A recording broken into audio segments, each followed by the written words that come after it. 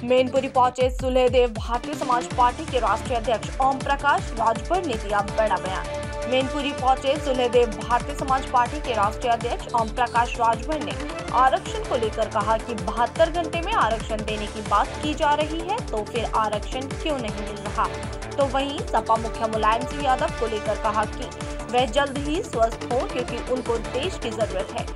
कहा कि 2024 में सरकार तो बनेगी, लेकिन सरकार गठबंधन से बनेगी, जिसका अभी कुछ अंदाजा नहीं लगाया जा सकता कि आखिर गठबंधन किससे करना है। अगर कहा बहुजन समाज पार्टी की बात करें तो 4.5 साल की सरकार में बहुजन समाज पार्टी का कार्यकाल बहुत अच्छा रहा, जिससे जनता याद कर रही है। अगर कांग्रेस की बात करें तो कांग्रेस ने महंगाई के अलावा जनता को कुछ नहीं दिया, जिसकी जनता को जरूरत थी। आज बीजेपी आ गई तो वह भी कांग्रेस जैसा ही काम कर रही है। कहा आजमगढ़ और रामगढ़ दोनों ही साफ हो गए, लेकिन जहां पर राजभर खड़े हैं वहां पर भाजपा का खाता भी नहीं खुलने दिया। कहा कि 17 साल से प्रदेश के स्वास्थ्य मंत्री ब्रजेश पाठक हमारे साथ है, और अगर भाजपा की बात करें तो भाजपा से गठबंधन किया था, लेकिन उसके बाद मैंने खुद अलग पार्टी बनाई है और उसी को कामयाबी दिलानी है। कहा जब देश में प्रधानमंत्री एक, राष्ट्रपति एक, देश एक, संविधान एक, तो फिर शिक्षा भी एक तरह की होनी चाहिए। लेकिन भाजपा सरकार में महंगाई चरम सीमा पर है, जिसको दूर करने के लिए सरकार ने छोटी छोटी चीजों पर ध्यान दिया है, जिससे आने वाले समय में लोगों को रोजगार मिलेगा, जिससे देश का सुधार होगा और बच्चा बच्चा शिक्षित होगा। और क्या कुछ कहा, देखिए इस रिपोर्ट में।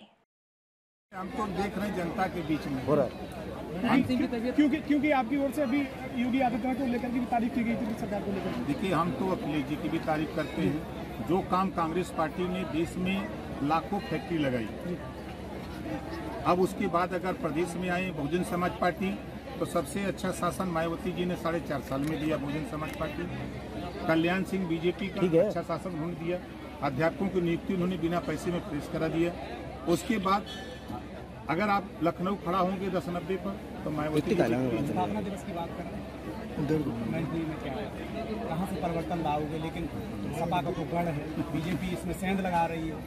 देखिए, अभी तक तो आप कह रहे हैं, मुझे तो पूरे प्रदेश में ये समझ में आता था कि एक आजमगढ़ है और एक रामपुर है। दोनों गढ़ गायब हो गया, दोनों गढ़ गायब हो गया।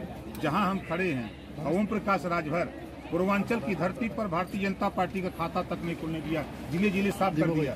और जहाँ से अखिलेश जी यादव जी आते हैं, वही अखिलेश जी साफ हो गए। कहाँ गढ़ है उनका? आप लगातार जो है ना बीजेपी के कार्यक्रमों में शामिल हो रहे हैं, क्या लगता है, क्या कहीं बीजेपी की साठगांठ चल रही है? देखिए, हम जब बसपा में थे तो माननीय ब्रजेश पाठक जी बसपा में थे जी। मैं बीजेपी से गठबंधन में जब सरकार बनी तो मैं भी मिनिस्टर था, वो भी मिनिस्टर था। हमारा उनका 17 साल का संबंध है। हमारी पार्टी के शिवेंद्र सिंह एक विद्यालय चलाते, उन्होंने हॉस्पिटल खोला। उनकी मंशा हुई कि हमारे उद्घाटन में स्वास्थ्य मंत्री जी आए, तो मैंने उनसे कहा वो चले गए। वहाँ किसी पार्टी का कोई कार्यक्रम